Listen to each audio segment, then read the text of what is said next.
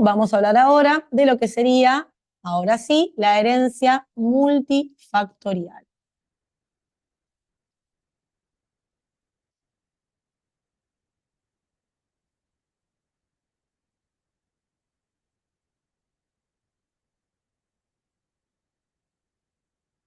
Vamos a ver que la herencia multifactorial ya la habíamos mencionado anteriormente para ciertas cosas. La herencia multifactorial, vamos a ver, que son todas aquellas patologías, enfermedades, malformaciones congénitas que no obedecen a esos patrones de herencia clásicos de los que habíamos hablado anteriormente, ¿bien? De los patrones de herencia mendelianos, digamos, ¿bien? En las que yo tenía a los alelos con dominancia, con codominancia, con recesividad, y que de acuerdo a cómo eran las combinaciones, era cómo se iban a ir manifestando en el fenotipo y cómo iban a ir apareciendo los distintos tipos de enfermedades. En este caso, en las patologías que tienen un patrón de herencia multifactorial, vamos a ver que son justamente enfermedades poligénicas. Recuerdan, en las que yo tengo alteraciones, ¿bien? En muchos, ¿bien? O en varios tipos de genes, ¿bien? Por eso decimos que es una enfermedad poligénica, ¿bien? Pero que a estas alteraciones de estos genes se le suma un factor ambiental que termine desencadenando la enfermedad, ¿bien? Justamente cuando yo tengo alteraciones en varios genes, puedo o no terminar desarrollando la enfermedad de acuerdo a si está presente o no ese factor ambiental desencadenante, ¿bien? Vamos a ver que los genes, bien, que participan en este tipo de enfermedades, se dice que actúan en forma igualitaria y aditiva, bien, es decir, no hay un defecto en un gen que predomine sobre el otro, sino que el defecto en cada uno de los genes afectados se va sumando, bien, son todos iguales, y se van sumando uno con otro para terminar haciendo justamente que ocurra esta enfermedad, ¿bien? Se ha propuesto una hipótesis que se llama hipótesis del umbral de susceptibilidad. No, perdón, de predisposición. Predisposición.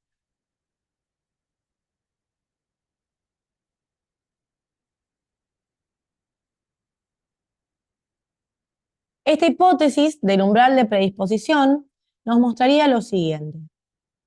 Si yo coloco a la población en un gráfico, bien, particularmente podemos utilizar, por ejemplo, la curva, bien, de Gauss, vamos a ver que acá tenemos la frecuencia con que aparecen justamente esta patología.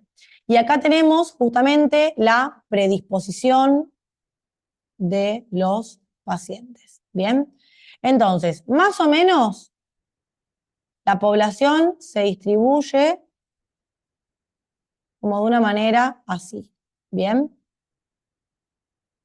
Entonces, vamos a ver que todo esto sería la predisposición. Cuantos más factores tengo, bien, esto iría creciendo, menos factores que me predisponen, más factores que me predisponen, ¿bien? Entonces, vamos a ver que lo que me explica esta hipótesis del umbral es que yo necesito tener que se me sumen muchos factores, tener cuanta más predisposición tengo, para tener que superar un umbral, ¿bien? En el cual yo termino desencadenando la enfermedad, ¿bien? Para que se exprese en el fenotipo. Es decir, toda esta población que está acá es una población que puede tener una cierta predisposición genética, pero no tiene tanta como para terminar manifestando la enfermedad. Este grupo de población que se encuentra acá, bien, en este lado de la curva, son aquellos que justamente tienen la suficiente cantidad de factores alterados, bien, o afectados justamente por las mutaciones de estos genes, es decir, tiene suficiente cantidad de genes afectados más la aparición correcta del factor ambiental que termina desencadenando que expresen en el fenotipo la enfermedad. Es decir, este grupo de acá serían los que efectivamente se encuentran enfermos, ¿bien? Es decir, yo necesito acumular factores predisponentes, ¿bien? Pero si yo no supero el umbral, nunca lo voy a terminar de manifestar en la enfermedad, ¿bien? Yo tengo que llegar y superar ese umbral para que la enfermedad efectivamente se instale, ¿bien?, en mí y yo la exprese en el fenotipo, ¿bien? Es decir que esto también vamos a ver que va a variar de acuerdo al sexo, ¿bien? Para las mujeres en una patología pueden tener un umbral menor, es decir, que con menos factores igual manifiesta la enfermedad, pero los hombres no. O al revés, una enfermedad que afecta más comúnmente a los hombres que a las mujeres. Entonces, el umbral, digamos, para los hombres es menor, porque a menor cantidad de factores predisponentes manifiestan igual la enfermedad, pero el umbral para las mujeres es mayor, porque necesitan tener mayor cantidad de factores predisponentes para terminar manifestando la enfermedad, ¿bien? Es decir, que yo tengo a este umbral, a este límite, ¿bien? Y si yo no llego a ese umbral o a ese límite, no manifiesto la enfermedad.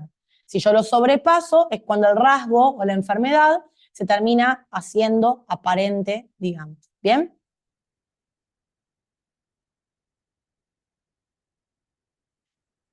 ¿Qué características tiene esta herencia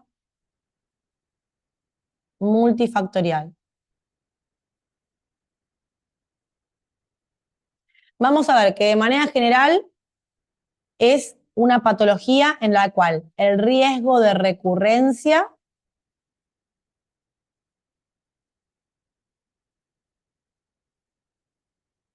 es mayor, es decir, aumenta, ¿bien? Cuanto más grave es la malformación.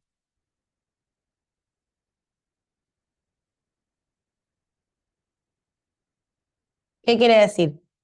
Yo tuve un hijo justamente que tuvo una malformación congénita. Las malformaciones congénitas, muchas de ellas, por ejemplo las cardiopatías, por ejemplo las disrafias, son justamente de herencia multifactorial. Entonces, en este caso, yo justamente tuve un hijo, bien, que presenta una malformación congénita, por ejemplo, una disrafia. La probabilidad de que mi siguiente hijo presente también una disrafia es mayor si la disrafia que tiene es muy grave. Por ejemplo, si fue una espina bífida oculta, el riesgo de que el siguiente hijo la padezca es menor que si el primer hijo tuvo por ejemplo, un encefalocele o tuvo una anencefalia. Bueno, es más probable que el siguiente hijo también presente algún tipo de malformación de herencia multifactorial. ¿Bien? Otra característica que tiene la herencia multifactorial es que el riesgo de recurrencia aumenta cuanto mayor cantidad de hijos, bien, tengo afectados. A cuanto mayor cantidad de hijos afectados o de mayor cantidad de afectados hay en la familia. Bien, esto por ejemplo es lo mismo para lo que decíamos de la hipertensión arterial, por ejemplo. Bien, mis padres tienen hipertensión arterial, mis hermanos tienen hipertensión arterial, mis abuelos tuvieron hipertensión arterial. Bueno, claramente el riesgo de que yo también tenga hipertensión arterial aumenta porque son muchos en mi familia los que ya presentan la patología. Entonces es muy probable que yo también la termine presentando, o por lo menos tengo un mayor riesgo de que eso ocurra, ¿bien? Además, vamos a ver que si el rasgo multifactorial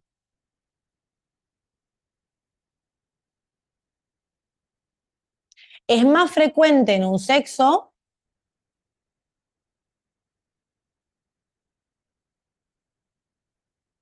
vamos a ver que el riesgo familiar es mayor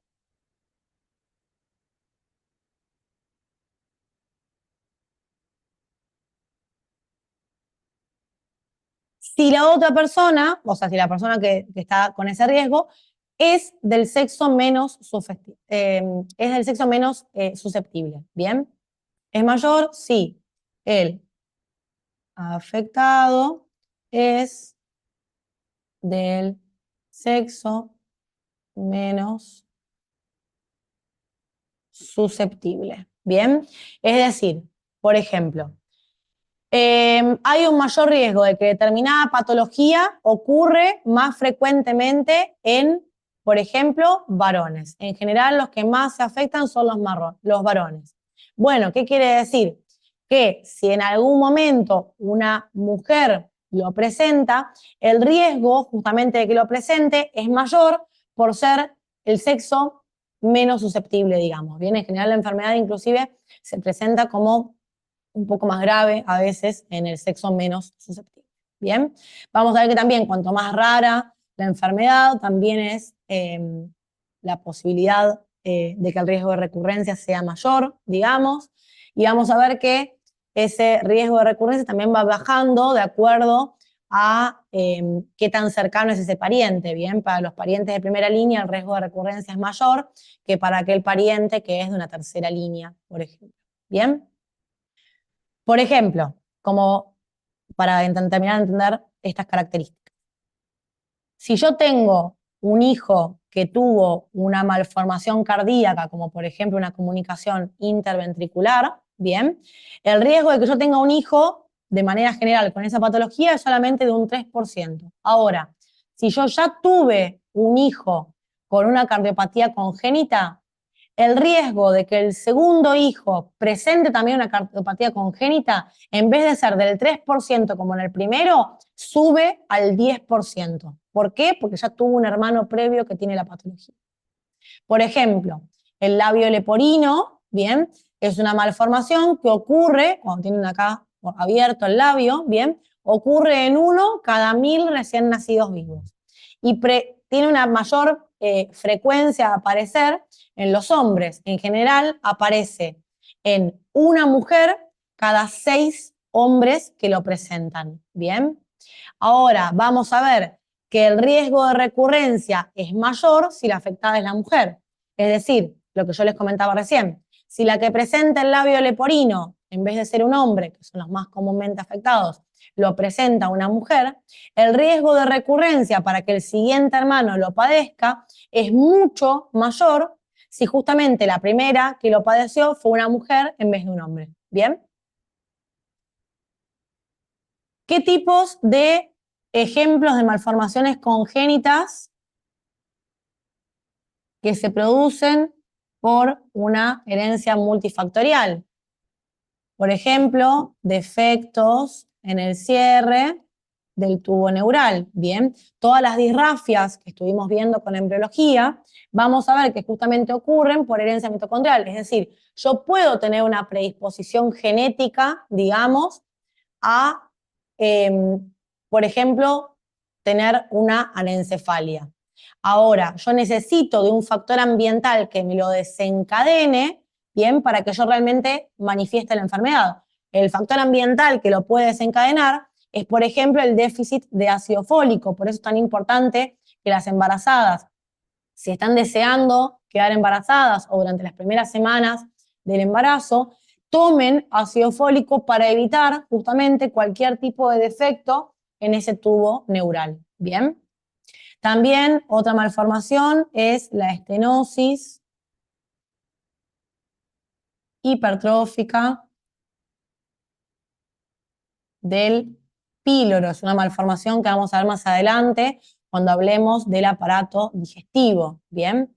También tenemos todo lo que son las fisuras, bien, es decir, las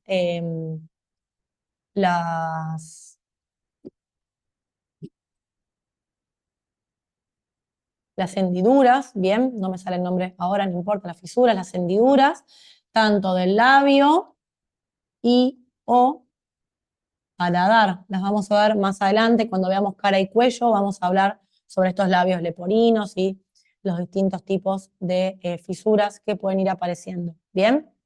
Tenemos también a la luxación congénita de cadera. Este es un ejemplo, bien, de un tipo de malformación que tiene herencia multifactorial y que ocurre más comúnmente en nenas, por ejemplo, bien. Y ciertas cardiopatías congénitas, no todas, bien, pero algunas cardiopatías congénitas, bien. ¿Qué tipo de desórdenes, bien, de la vida adulta, es decir, enfermedades, bien, podemos tener?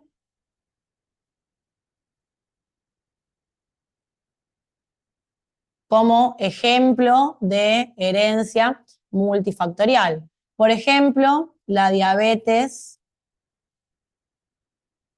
mellitus, ¿bien? Por ejemplo, la cardiopatía coronaria, ¿bien? Ejemplo, un IAM, ¿no? Un infarto agudo de miocardio. Perdón, salud para mí. Entonces, por ejemplo, yo tengo más riesgo de padecer o de tener un infarto si todos mis padres o mis abuelos o alguno de mis hermanos tuvo en algún momento una cardiopatía congénita. Lo mismo la hipertensión primaria, ¿bien? Lo mismo, por ejemplo, la enfermedad de Alzheimer, ¿bien? Alzheimer, está bien. Alzheimer. Otro ejemplo de esto, por ejemplo, es la obesidad. Otro ejemplo de esto son ciertas patologías psiquiátricas como la esquizofrenia, ¿bien? O el trastorno bipolar, ¿bien? El alcoholismo. Es decir, son patologías en las que yo justamente puedo tener una predisposición genética, pero necesito de un factor ambiental desencadenante, ¿bien? Que haga que yo justamente manifieste esa enfermedad. ¿Bien? Bueno, gente bella, espero que les haya gustado la clase, espero que se hayan entendido. Cualquier duda que tengan, no duden en mandarme mensaje, que yo los voy ayudando. Les mando un beso muy, muy grande y espero que tengan un muy buen rato de estudio. Chau, chi. Se vino a despedir. Decí chau, chi.